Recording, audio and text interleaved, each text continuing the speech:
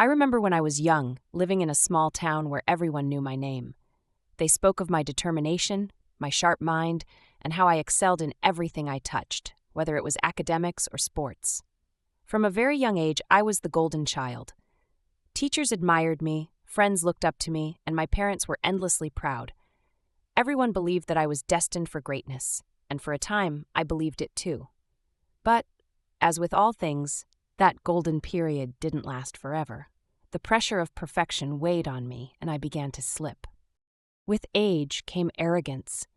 The admiration of others filled me with an overconfidence that clouded my judgment. I thought that just because I had been good once, that would always be enough. My talent, my natural abilities were going to carry me to success without much effort. I stopped practicing, began skipping out on assignments, and wasted hours on distractions like movies, video games, and endless scrolling through social media. I felt invincible. Like failure was a concept reserved for others, but deep down I knew I was spiraling. I just didn't want to admit it. My parents tried warning me, but I brushed them off. Success isn't permanent, and failure isn't the end, they would say. But I didn't believe them. I thought my brilliance was enough to keep me at the top. It wasn't until the day my final exam results came out that the reality hit me like a ton of bricks.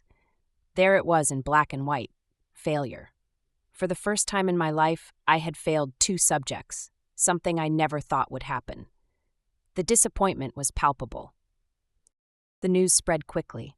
Teachers who once celebrated my achievements now looked at me with pity, their faces full of disappointment. Friends who used to cheer for me in everything I did began to avoid me, their admiration replaced with whispers behind my back. It felt like the world had come crashing down around me. I was no longer the prodigy. I was just another failure. My confidence, the very thing I had relied on for so long, shattered like glass. I could barely look anyone in the eye. At home, the atmosphere was thick with silence. My parents didn't yell or scold me, which in some ways hurt even more. Their silence spoke volumes, echoing the disappointment that I could no longer escape. I locked myself in my room, the walls closing in around me as I pondered the unthinkable. How had I fallen so far? The question gnawed at me for days. What went wrong? Why did I fail? Was this the end of my dreams? I had no answers, only a deep, aching emptiness. Then, one evening, as the sun began to set, my grandfather came to my room. An old man with a wealth of wisdom in his eyes, he sat beside me, his presence strangely comforting in my despair. He didn't say anything at first, just sat there, his weathered hand resting on mine. After what seemed like an eternity, he spoke softly. "Do you know about the phoenix bird, my boy?" Confused and still lost in my own thoughts, I shook my head. The idea of a mythical bird seemed too far removed from my current reality, too detached from the pain I was feeling. Grandpa smiled, though. His eyes twinkled as though he saw something in me that I couldn't yet recognize. "The phoenix," he continued, "is a magical creature from ancient legends. When it grows old, weak and exhausted, it burns itself into ashes. But from those ashes, it rises again, stronger than before." I couldn't understand. My mind was consumed by my failure, my sense of defeat. "But Grandpa," I said, my voice barely above a whisper, "I've already failed. How can I rise again? What is there left to rise from?" His eyes softened as he placed a hand on my shoulder, the warmth of it both soothing and painful. "Failure is never the end, my boy. It's only a lesson. You've been knocked down, yes, but now you must rise, just like the phoenix." He paused before continuing, drawing a deep breath. "Let me tell you a story. Many years ago, there was a great king named Zafar. He was mighty, loved by his people, and his army was feared by all. His kingdom flourished under his reign, but over time, the king became overconfident. He stopped training his soldiers, ignored the needs of his people, and grew complacent. He believed his success would last forever." My grandfather's voice deepened as he spoke, the story becoming more vivid with each passing word. One day, without warning, a neighboring kingdom launched a fierce attack. Zafar's army, unprepared and undertrained, was decimated. The king lost everything: his throne, his wealth, his power. Humiliated and broken, he fled into the mountains, a shadow of the man he once was. He wandered alone through dense forests and rocky cliffs, his heart heavy with regret. It was in the isolation of those mountains, surrounded by nothing but the echoes of his own failures, that Zafar came across a scene that would change his life forever. His eyes fell upon an ant struggling to climb a steep rock. The tiny ant, with unwavering determination, carried a grain of rice up the rock, but it kept slipping back. Again and again, the ant tried, each failure followed by another attempt. It didn't give up.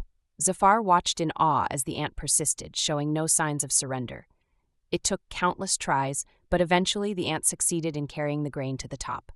The king stood there, struck by the simplicity and power of what he had witnessed. If an ant could try so many times without giving up, then why couldn't he?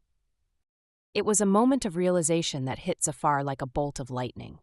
His failure wasn't permanent. It was simply a lesson. If he, a mighty king, could rise from his ashes just like the phoenix, so could he rebuild his life. He began training again, not just physically, but mentally and emotionally. He gathered a new army, one built on discipline and unity, and worked harder than ever before. It wasn't easy, and there were days when the weight of his past failure threatened to pull him under. But he didn't stop. Years passed, and Zafar's efforts finally bore fruit. He reclaimed his throne and rebuilt his kingdom, not just in strength, but with wisdom and humility. No longer did he take success for granted. His reign was one of justice and care, and the people loved him more than ever before. He became a symbol of resilience, proof that failure was not the end, but rather a stepping stone towards something greater. I could see in my grandfather's eyes that the story wasn't just about Zafar, it was meant for me. His gaze softened as he spoke again. Your failure, Muntazir, is just a moment in time. It doesn't define you unless you let it. What matters now is what you choose to do next. You can wallow in defeat, or you can rise, just like the phoenix. The choice is yours. His words settled in the pit of my stomach, stirring something deep within me that I hadn't felt in days. For the first time since the exam results had shattered my confidence, I felt a flicker of hope. Maybe, just maybe, I could come back from this. But what did I need to do? My grandfather smiled gently as though he could read my mind. Follow these 3 rules, and you will rise again. First, accept your failure. Don't deny it or try to hide from it. Learn from it.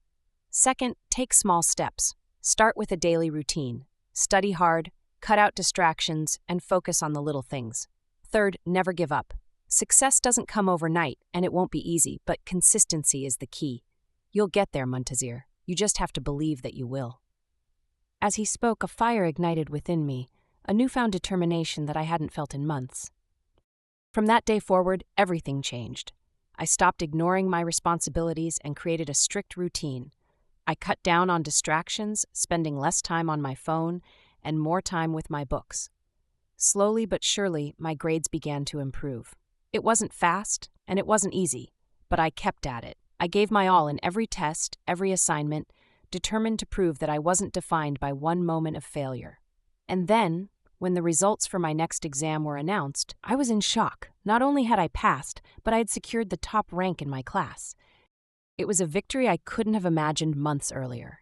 My teachers were amazed by my transformation, and my friends, those who had once abandoned me, now looked at me with newfound respect. I had earned it back, every bit of it. But more importantly, I had learned the value of perseverance and humility.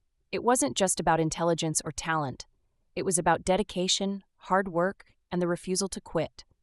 Years later, I became an entrepreneur, my own business, thriving against all odds. But that wasn't the end of my journey. I began speaking to others about my story, sharing how I had risen from the ashes of failure. I became a motivational speaker, helping others see that failure is not the end, but merely a pause in the journey. Life, after all, is full of ups and downs. We all face setbacks, and we all face failure.